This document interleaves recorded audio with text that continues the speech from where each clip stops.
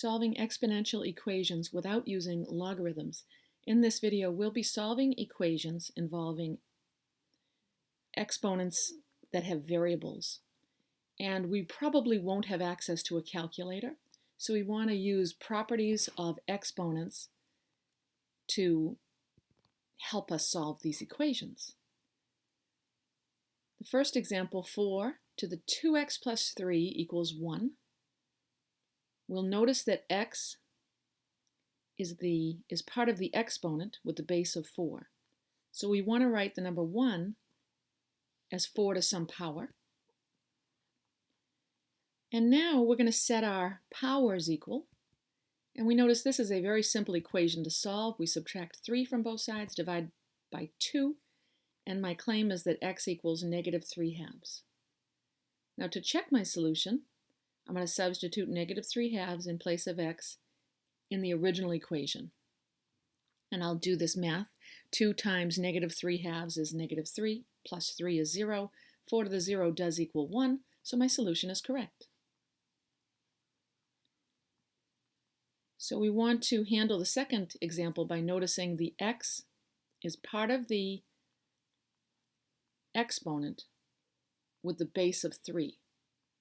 So we want to try to write the 243 as 3 to some power. Now that I've done that, I can set my powers equal and solve this equation. Let's rewrite it as 1 minus 5 equals 2x, -4 equals 2x. Let's divide by 2. X equals -2.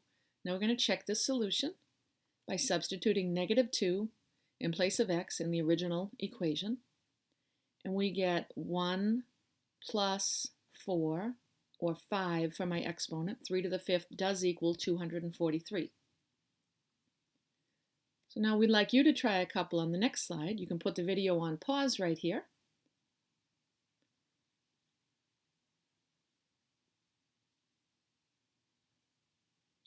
And our solutions are going to be coming now. We're going to represent 1 as 4 to the 0 and solve the same way we did in the previous slide. There are your solutions. Hopefully you did fine on those two problems. We'll go on to a new type of problem. Here we have 4 to the -2x times 4 to the x equals, and I'd like to write 64 as 4 to the 3rd power. Now, one of the rules of exponents from Algebra 1, or even 8th grade, is when we have the same base that you're multiplying, you are going to add your exponents. So this can be rewritten as 4 to the -2x plus x equals 4 to the 3rd. Now we can simplify by combining like terms. And here we'll set our powers equal, divide by -1, and we get x equals -3. So we can check that, right? Substitute -3 in place of x. And we get 4 to the 6th times 4 to the 3rd equals 64. 4 to the 3rd does equal 64. We're all set. Our solution is correct. Now the next example, don't worry because you see a fraction, because you'll notice that the 32, which is in the denominator, and the other 32 can be represented as 2 to a certain power, right?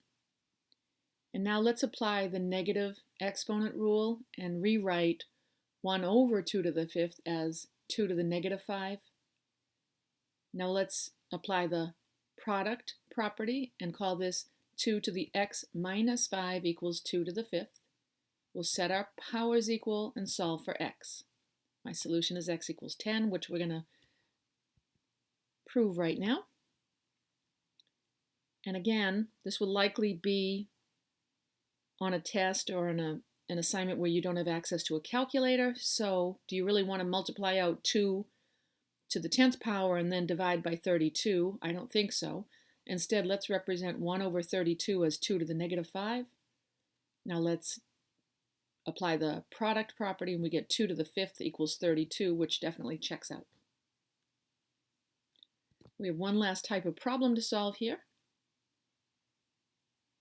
In this first example, while I'm noticing a base of 16 in two of the expressions, I can't conveniently write 64 as 16 to a certain power. So what I'd rather do is write all three expressions in terms of 4, the base of 4. So 64 will be 4 to the third. 16 will be 4 squared. Now, one of the rules of exponents, the power rule, says you multiply your exponents. So I'm going to rewrite this equation as 4 to the third times 4 to the negative 6x equals, now I'll distribute the 2 to both terms, 4 to the 6x minus 4.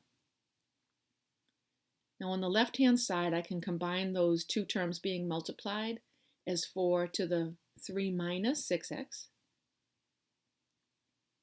And here, now that I have 4 to a power equals 4 to a power, we'll set those powers equal, and we'll solve this equation. Let's add 6x to both sides and add 4 to both sides. We get 7 equals 12x, x equals 7/12. So while that's not a necessarily convenient answer,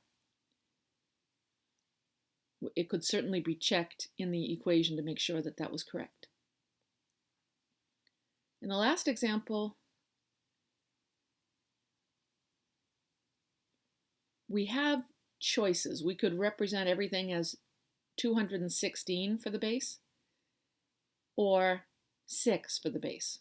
Go with the smaller number. Let's rewrite everything in terms of 6. So the 1/6 is 6 to the negative 1 power. The 216 can be written as 6 to the third power.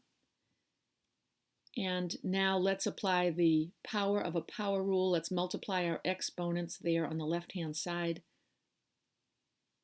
We get 6 to the negative 3x minus 2 times 6 to the 9x equals, and now I'm going to use the negative exponent property on the right.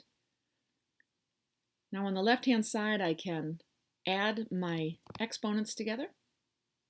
And now that I have 6 to some power equals 6 to a power, we set the powers equal. Let's combine our like terms and add 2 to both sides. I get x equals negative 1/6.